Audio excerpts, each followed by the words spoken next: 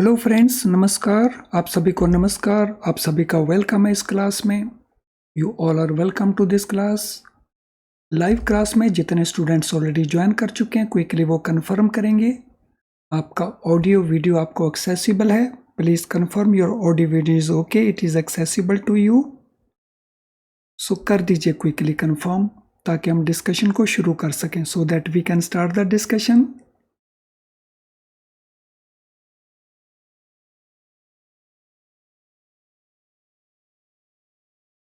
तो ये डिस्कशन हम शुरू करेंगे इंडियन फाइनेंशियल सिस्टम को लेकर के, जो हमारा चैप्टर नंबर 20 है मॉड्यूल बी के अंदर। इसमें हम पहले कॉन्सेप्ट्स को डिस्कस करेंगे, फिर उससे रिलेटेड जो क्वेश्चंस हैं उनको डिस्कस करेंगे। तो चलिए शुरू करते हैं इंडियन फाइनेंशियल सिस्टम के ऊपर डिस्कशन को। Importance of capital formation for economic growth. जो फाइनेंशियल सिस्टम है वो हेल्प करता है कैपिटल फॉर्मेशन में इकोनॉमिक ग्रोथ के लिए। और कैपिटल फॉर्मेशन का इंपॉर्टेंस क्या है इकोनॉमिक ग्रोथ के लिए? Capital formation plays a pivotal role in fostering economic growth by providing essential funds to entrepreneurs, individuals, firms, and corporations to establish and operate business. तो अगर बिजनेस को establish करना है या बिजनेस को इस्टेब्लिश तो कर चुके बिजनेस को ऑपरेट करना है, तो उसके लिए चाहिए हमें कैपिटल। और capital formation important role play करती है इकोनॉमिक ग्रोथ के अंदर, क्योंकि बिजनेस के लिए चाहिए हमें फंड्स। चाहे वो बिजनेस एंटरप्रेन्योर्स ने करना है, चाहे वो बिजनेस इंडिविजुअल्स ने करना है, चाहे फर्म्स ने करना है, चाहे कॉरपोरेशंस ने करना है, तो उसके लिए हमें चाहिए capital. So this mean economic growth के लिए जरूरी है बिजनेसेस को इस्टेब्लिश करना और बिजनेस को ऑपरेट करना। और बिजनेस को इस्टेब्लिश या ऑपरेट करने के लिए चाहिए कैपिटल। और कैपिटल कहां से आएगी? सो कैपिटल आएगी कैपिटल फॉर्मेशन से। So those with wealth often have savings, but to bridge the gap this wealth needs to be made accessible for investment by entrepreneurs. तो यहां पे हमारे पास दो तरह के लोग आ जाते हैं। सो एक तरफ हमारे पास होते हैं वो जो सेविंग्स करते हैं, उनको हम सेवर्स कहते हैं। और दूसरी तरफ जो बिजनेस एंटरप्राइज इस्टेब्लिश करते हैं, तो ये हमारे हैं बन जाते एंटरप्रेन्योर्स।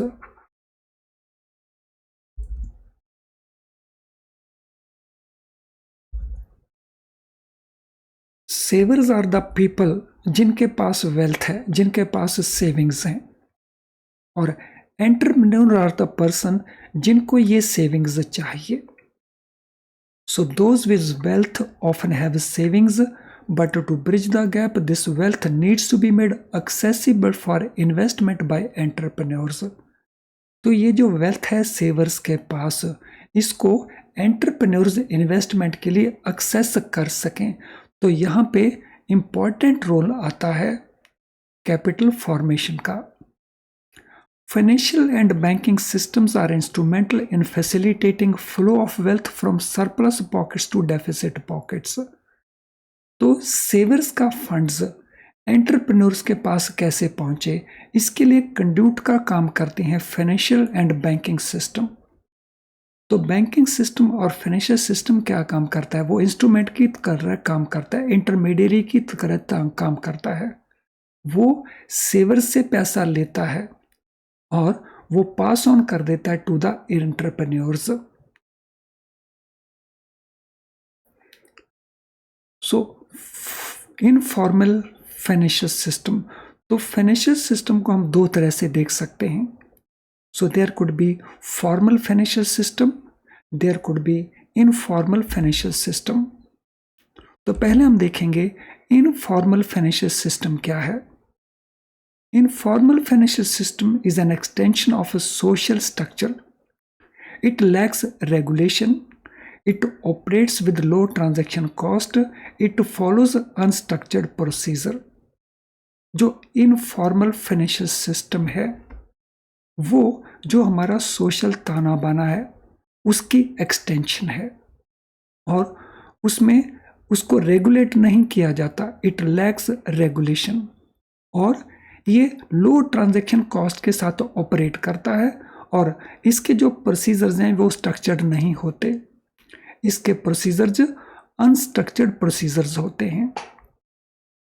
इनफॉर्मल फाइनेंशियल सिस्टम के अंदर कौन कौन से लोग ऑपरेट करते हैं, तो देखें इनमें कौन लोग ऑपरेट करते हैं। In includes various components like individual money lenders. So जो मनी लैंडर इंडिविजुअल के तौर के ऊपर ऑपरेट करते हैं इसमें वो आ जाते हैं, या एसोसिएशंस आ जाती हैं और फंड्स आ जाते हैं जो एज ए ग्रुप काम करते हैं मनी लैंडिंग का, या पार्टनरशिप फर्म्स आ जाएंगी तो जिनमें लोकल ब्रोकर्स भी हो सकते हैं, नॉन बैंक फाइनेंशियल इंटरमीडियरीज भी हो सकते हैं। तो ये सारे के सारे वो लोग हैं जो सोशल स्ट्रक्चर का पार्ट हैं, लेकिन इनको कोई संस्था रेगुलेट नहीं करती और इनके खर्चे बहुत कम हैं, इसलिए ये लो ट्रांजैक्शन कॉस्ट के ऊपर काम करते हैं और इनके हर एक के अपने अपने प्रोसीजर्स हैं, इसीलिए अनस्ट्रक्चर्ड प्रोसीजर्स के बेसिस के साथ ये काम करते हैं। इनका कोई स्ट्रक्चर्ड प्रोसीजर नहीं होता जिसको ये सारे के सारे यूनिफॉर्म बेसिस के ऊपर फॉलो करते हैं। तो इसको हम कहते हैं informal financial system. Despite being unregulated, the informal financial system holds particular significance especially in rural and underdeveloped areas। तो हम इनफॉर्मल सिस्टम को इग्नोर नहीं कर सकते, ऑल्दो ये अनरेगुलेटेड है, लेकिन ये एक इम्पॉर्टेंट रोल प्ले करता है पर्टिकुलर रूरल एरिया के अंदर और जो अंडर डेवलप्ड एरियाज हैं जहाँ बैंकिंग फैसिलिटीज अवेलेबल नहीं हैं, तो वहाँ पे ये एक इम्पॉर्टेंट रोल प्ले करता है। अब हम बात करेंगे फॉर्मल फाइनेंशियल सिस्टम की। In contrast to informal financial system, the formal financial system is organised, institutional and regulated sector which caters to financial needs of modern economy. तो जब हम बात करते हैं फॉर्मल फाइनेंशियल सिस्टम की, तो ये सिस्टम नंबर 1 ऑर्गेनाइज्ड है, नंबर 2 इसमें बहुत सारे इंस्टीट्यूशंस काम करते हैं और सबसे बड़ी बात इसको रेगुलेटर्स रेगुलेट करते हैं। तो कहीं सेबी रेगुलेट कर रही है, कहीं पे आईआरडी रेगुलेट कर रहा है, कहीं पे रिजर्व बैंक रेगुलेट कर रहा है, कहीं पे pension fund regulator and development authority इसको रेगुलेट कर रही है। और ये केवल रूरल या अनबैंक्ड एरिया को कैटर नहीं करता, ये मॉडर्न इकोनॉमी की जो फाइनेंशियल रिक्वायरमेंट्स हैं उनको ये नीड को मीट विद करता है। It serves as a backbone of any nation's economy and plays vital role in its growth. किसी भी इकोनॉमी को अगर ग्रो करना है तो फॉर्मल फाइनेंशियल सिस्टम का एक इम्पॉर्टेंट रोल है और ये नेशन की इकोनॉमी में तो बैकबोन की तरह काम करता है।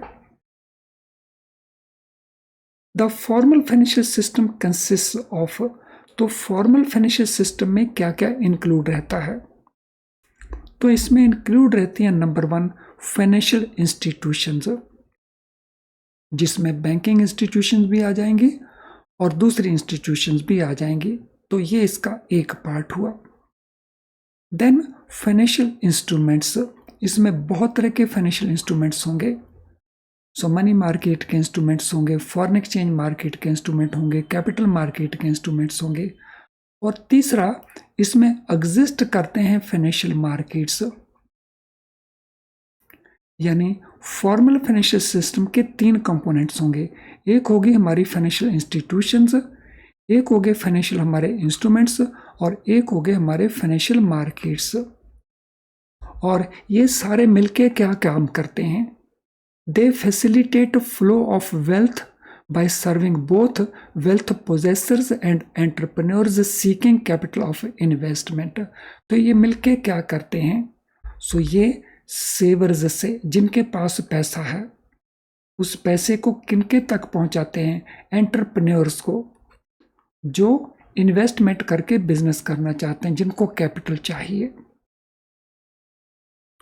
तो ये थे कुछ basic aspects Indian financial system से रिलेटेड।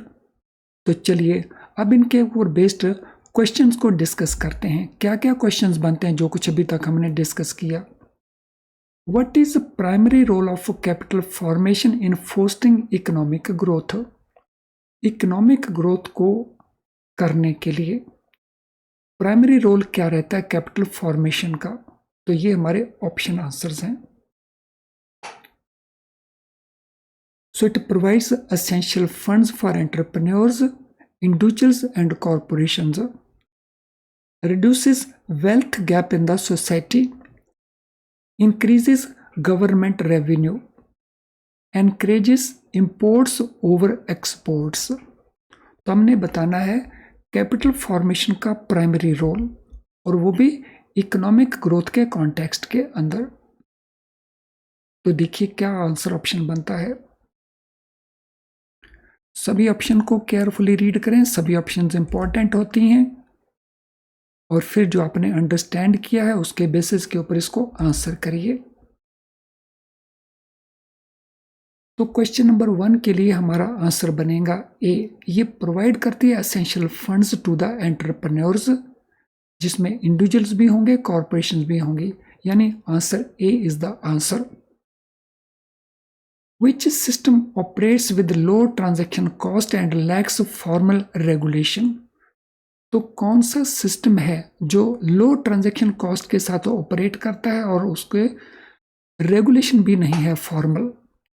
तो फॉर्मल फाइनेंशियल सिस्टम, या इनफॉर्मल फाइनेंशियल सिस्टम, या मॉडर्न फाइनेंशियल सिस्टम, या रेगुलेटेड फाइनेंशियल सिस्टम? तो हमने बताना है low transaction cost and lax formal regulation. तो हम यहाँ पे किस सिस्टम की बात कर रहे हैं? सो बहुत आसान सा आंसर है।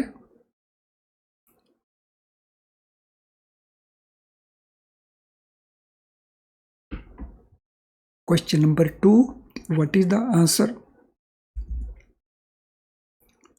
तो क्वेश्चन नंबर 2 का हमारा आंसर बनता है बी, इनफॉर्मल फाइनेंशियल सिस्टम। तो ये उसका फीचर है। What is the significance of informal financial system? Informal financial system का significance क्या है? It facilitates flow of wealth in urban areas.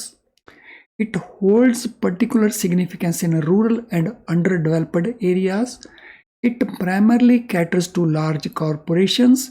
It is regulated and organized. Information financial system का importance क्या है? तो ये आंसर हमें प्रोवाइड करना है। Sorry friends. So question number 3, what will be the answer? आपको आंसर्स देने में जरूर पार्टिसिपेट करना चाहिए। तो जब आप आंसर देने में पार्टिसिपेट करते हैं तो आपका माइंड एप्लीकेशन होता है। कुछ स्टूडेंट केवल वेट करते रहते हैं कि क्वेश्चन क्या है और उसका आंसर क्या है, उससे आपका लर्निंग प्रोसेस एक्टिवेट नहीं होता। लर्निंग प्रोसेस कब एक्टिवेट होता है? जब आप क्वेश्चन को पढ़ते हैं केयरफुली, सारी ऑप्शंस को पढ़ते हैं केयरफुली, और फिर रिलेट करते हैं जो आपने लर्न किया, तो उससे आपका लर्निंग प्रोसेस इफेक्टिव बनता है। वो चीज़ हमें ज़्यादा समझ में आती हैं और फिर वो पेपर तक याद भी रह जाती हैं। तो पार्टिसिपेट ज़रूर करें, चाहे आप लाइव क्लास को वॉच कर रहे हों या उसके रिकॉर्डेड वर्जन को वॉच कर रहे हों। अपने आंसर ज़रूर देने की कोशिश करें। तो सिग्निफिकेंस इनफॉर्मल फाइनेंशियल सिस्टम कहाँ होल्ड करता है? Rural and under developed areas के अंदर, यानी आंसर हमारा बनता है B. What are components of informal financial system? Informal financial system के कंपोनेंट्स कौन कौन से हैं? सो इसके कंपोनेंट्स में आते हैं individual money lenders, government banks and investment firms, A. B, financial institution, financial instruments, financial markets, C, individual money lenders association and partnerships, D, banks, credit unions and stock exchanges. हमने बताने informal financial system के component. तो अगर हमने concept को ठीक से understand किया है तो इस क्वेश्चन का आंसर बहुत आसानी से हम दे सकते हैं। अगर हमने अंडरस्टैंड करते समय उसके नोट्स प्रिपेयर किए हैं तो उस समय आपका माइंड एप्लीकेशन बहुत अच्छा हुआ होगा और अब बड़ी आसानी से आप उसके आंसर दे सकते हैं। आप ट्राई करके देखना,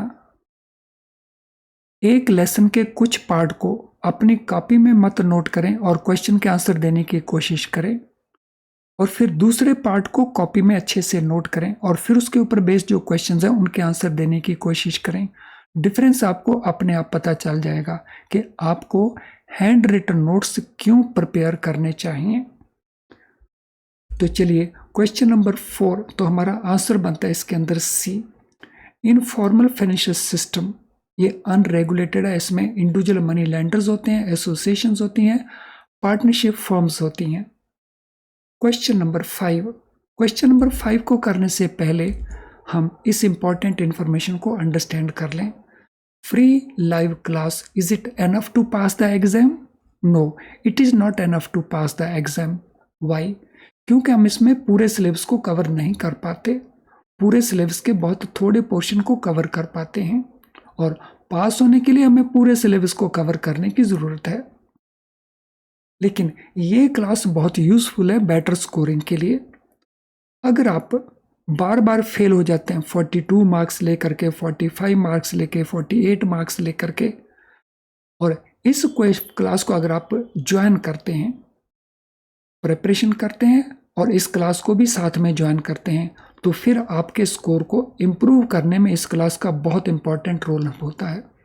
यानी इस क्लास को ज्वाइन करें लेकिन पूरी प्रिपरेशन को इग्नोर ना करें। फुल सिलेबस को कवर करने के लिए अगर आप IIBF की बुक्स को यूज़ कर रहे हैं तो ऐसा हो सकता है आपके सामने ये प्रॉब्लम आए कि उसमें से कई कॉन्सेप्ट को आप ठीक से अंडरस्टैंड कर ही नहीं पाते। बहुत टाइम आपको स्पेंड करना पड़ता है कॉन्सेप्ट को अंडरस्टैंड करने के लिए और उतना टाइम आपके पास अवेलेबल नहीं, या आपको ये नहीं पता चलता कि उसमें से क्या करें क्या छोड़ें, बिकॉज बहुत लंबी लंबी किताबें हैं, बहुत लंबे लंबे टेक्स्ट हैं, या आपको एडिक्वेट क्वेश्चंस नहीं मिलते प्रैक्टिस के लिए, जो इन बुक्स में एडिक्वेट नहीं है, बहुत थोड़े क्वेश्चंस हैं। तो अगर आप इस प्रकार की प्रॉब्लम्स को फेस कर रहे हैं तो हमारे पास रेडी सॉल्यूशन अवेलेबल है in the form of best quality very low priced video lessons.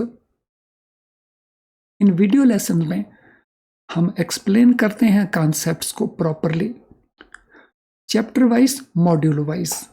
इसके अलावा अगर आप हमारे क्वेश्चन बैंक को यूज़ करते हैं तो उसमें से आपको बहुत सारे क्वेश्चंस मिल जाते हैं चैप्टर वाइज, मॉड्यूल वाइज। सो ये अवेलेबल रहते हैं हमारी ऐप के अंदर। अभी तक अगर आपने इनको यूज़ नहीं किया तो आपको इसके बारे में ज़रूर सोचना चाहिए। तो चलिए अगले पार्ट के ऊपर चलते हैं, यानी अगला question, which sector serves as backbone of any nation's economy? किसी भी इकोनॉमी की रीढ़ की तरह कौन सा सेक्टर सर्व करता है? Agriculture sector, informal financial sector, formal financial sector, या real estate sector? So as a backbone nation की इकोनॉमी के लिए इनमें से कौन सा सेक्टर काम करता है?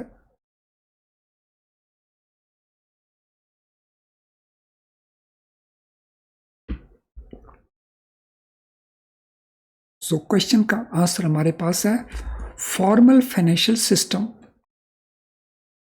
What are characteristics of formal financial system? Formal financial system की कैरेक्टरिस्टिक्स क्या है, इसकी विशेषताएं क्या हैं? Unregulated, low transaction cost, informal procedures, organised, institutional and regulated sector, operates without financial instruments and financial markets, limited to providing funds for individuals only। तो ये अलग अलग करेक्टरिस्टिक्स दिए हैं, अच्छे भी हैं बुरे भी हैं। तो इनमें फॉर्मल फाइनेंशियल सिस्टम का करेक्टरिस्टिक्स क्या है? Question number 6, what is the answer? So read करें सभी ऑप्शंस को। कभी भी ये गलती नहीं करनी कि आप सभी ऑप्शंस को रीड ना करें, और वो भी केयरफुली रीड करनी है। क्वेश्चंस को भी केयरफुली रीड करना है, ऑप्शंस को भी केयरफुली रीड करना है, फिर हमारे स्कोर इंप्रूव करना शुरू कर लेते हैं। तो आंसर यहाँ पे हमारा बनता है बी। ये ऑर्गेनाइज्ड है, ये इंस्टीट्यूशनल है, और इसको रेगुलेट करते हैं इसके regulators. Answer B. Question number 7, what facilitates flow of wealth in formal financial system? Formal financial system facilitate flow of wealth कौन करता है, यानी उसको हेल्प कौन करता है फ्लो ऑफ वेल्थ को फ्लो होने में? Wealth possessors only, entrepreneurs seeking capital for investment only, financial instruments, financial institutions या फाइनेंशियल मार्केट्स, या individual money lenders and non bank financial intermediaries. So question number 7 का answer क्या बनता है?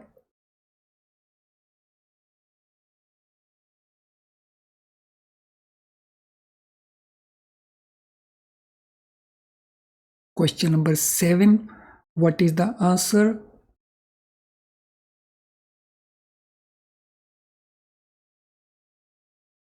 सो question number 7 के आंसर हमारा बनता है C, financial instruments, financial institutions and financial markets.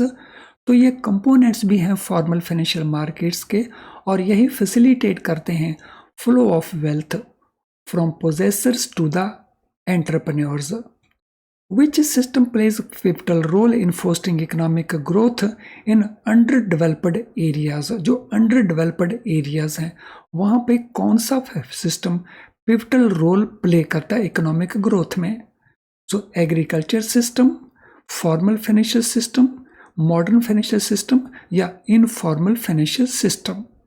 Question number 8, क्या आंसर बनता है क्वेश्चन नंबर 8 के लिए?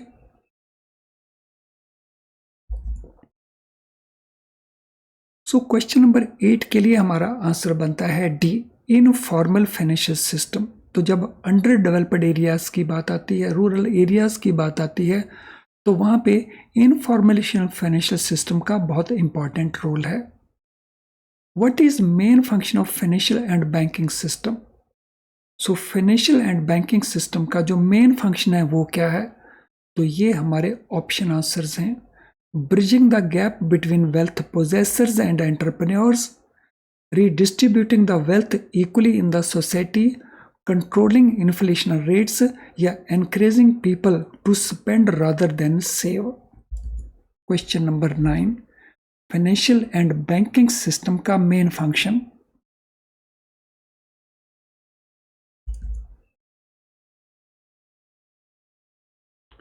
यस, अप्लाई करिए माइंड को, रिकॉल करिए जो हमने कॉपी में लिखा था।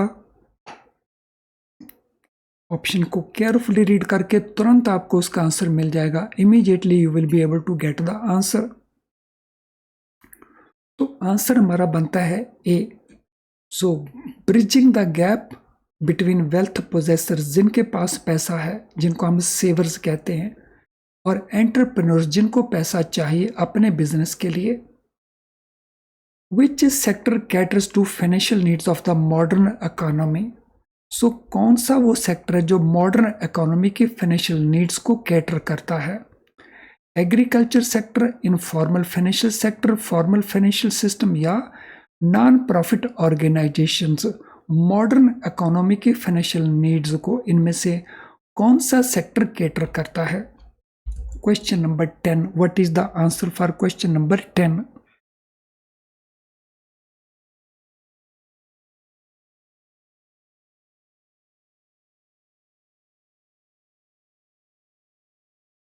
So what is answer for question number 10?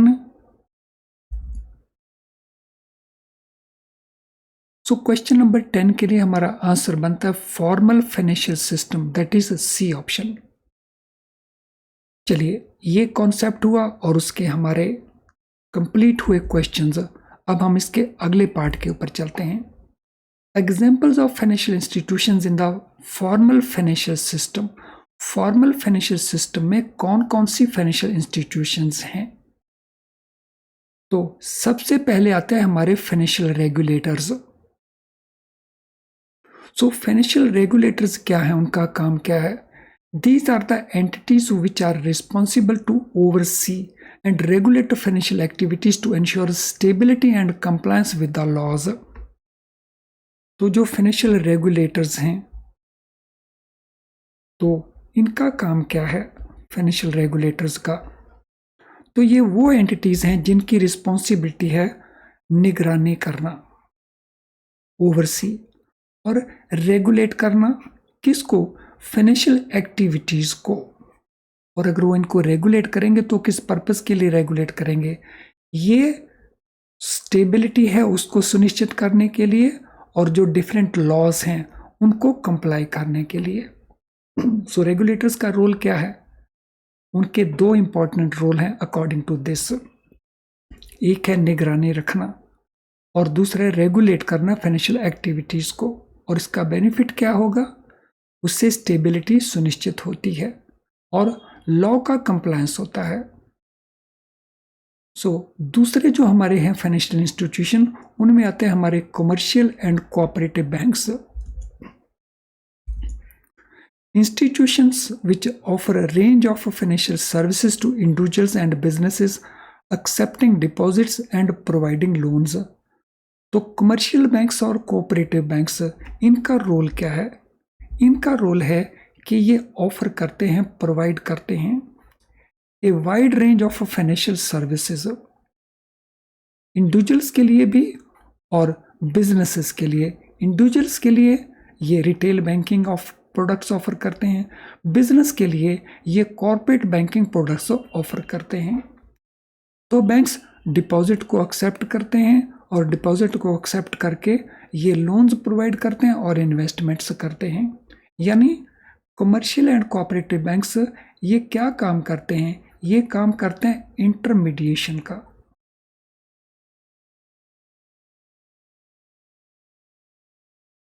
तो जिनके पास फंड्स हैं, सेवर्स के पास फंड्स हैं, तो जिनको फंड्स चाहिए, एंटरप्रेन्योर्स को फंड्स चाहिए, तो इन दोनों के बीच में ये ब्रिज का काम करते हैं। सेवर्स के पैसे को ये पहुंचवाते हैं एंटरप्रेन्योर्स तक। और तीसरा जो एग्जाम्पल है, तीसरा जो कंपोनेंट है, वो है non bank finance companies, NBFCs. NBFCs क्या है? These are the entities which engage in financial activities like lending and investment but do not hold a full banking license. तो नॉन बैंक फाइनेंशियल कंपनीज ये बैंकों की तरह काम करती हैं, ये लेंड भी करती हैं और साथ में इन्वेस्टमेंट भी करती हैं। जैसे बैंक लेंड भी करते हैं, इन्वेस्टमेंट भी करते हैं, लेकिन फुल फ्लेज्ड बैंकिंग एक्टिविटीज़ करने के लिए इनको परमिशन नहीं है, इनके पास नहीं अवेलेबल होता है बैंकिंग लाइसेंस। और फुल फ्लेज्ड बैंकिंग एक्टिविटी करने के लिए रेगुलेटर से, रिजर्व बैंक ऑफ इंडिया से लाइसेंस की ज़रूरत पड़ती है। और कंपोनेंट हमारे कौन से हैं? DFIs, development financial institutions. Development financial institution क्या है? ये स्पेशलाइज्ड इंस्टीट्यूशंस हैं, ये प्रोवाइड करती हैं लॉन्ग टर्म फाइनेंशियल असिस्टेंस। किसको? To promote specific economic sectors. Specific economic sectors को प्रमोट करने के लिए जो लॉन्ग टर्म फाइनेंशियल असिस्टेंस की जरूरत पड़ती है, तो वो प्रोवाइड किया जाता है by DFIs। Then we have insurance companies. Insurance companies वो एंटिटीज हैं जो ऑफर करती हैं रिस्क कवरेज को। तो जितनी भी कमर्शियल एक्टिविटीज हैं उनमें रिस्क रहता है, उस रिस्क को कवर करने के लिए रोल आता है इंश्योरेंस कंपनीज का। और ये फाइनेंशियल प्रोटेक्शन प्रोवाइड करती हैं और उसके बदले में क्या लेती हैं? प्रीमियम की पेमेंट्स ये रिसीव करती हैं। तो यानी ये सारी की सारी हमारी एग्जाम्पल्स हो गई फाइनेंशियल इंस्टीट्यूशंस की in the formal financial system. इनके अलावा और भी कई सारी फाइनेंशियल इंस्टीट्यूशंस या विंग्स हैं जो फॉर्मल फाइनेंशियल सिस्टम का पार्ट हैं, लेकिन उनको हम अगले लेसन में कवर करेंगे। आज के लेसन के साथ रिलेटेड अगर आपका कोई भी क्वेश्चन है तो इस वीडियो के कमेंट बॉक्स में आप उस क्वेश्चन को टाइप कर सकते हैं।